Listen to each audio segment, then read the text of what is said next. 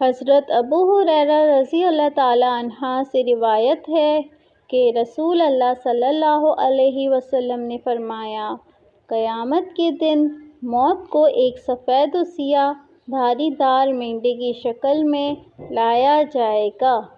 پھر ایک پکارنے والا پکارے گا، اے جنت والوں! وہ دیکھیں گے اور کہا جائے گا، اے جہنم والوں! وہ بھی دیکھیں گے۔ پھر موت کو ذبح کر دیا جائے گا۔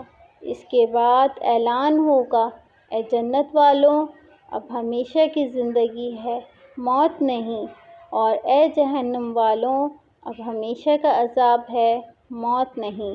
پھر نبی صلی اللہ علیہ وسلم نے یہ آیات تلاوت فرمائی اور ان کو حسرت کے دن سے ڈرائیے جب فیصلہ ہو چکا ہوگا اور وہ غفلت میں پڑے ہوں گے اور ایمان نہ لائے ہوں گے۔ سورہ مریم آیت 39۔ رسول اللہ صلی اللہ علیہ وسلم نے فرمایا، قیامت کی علامات میں سے ہے کہ علم اٹھا لیا جائے گا، جہالت پھیل جائے گی، شراب نوشی عام ہو جائے گی اور زنا عام ہو جائے گا۔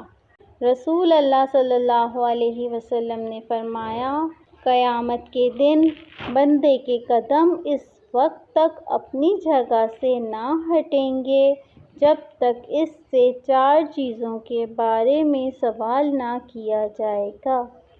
اس نے اپنی عمر کہاں گزاری، اپنے علم پر کتنا عمل کیا، اپنا مال کہاں کمایا اور کہاں خرچ کیا، اپنے جسم کو کہاں اور کیسے کھپایا۔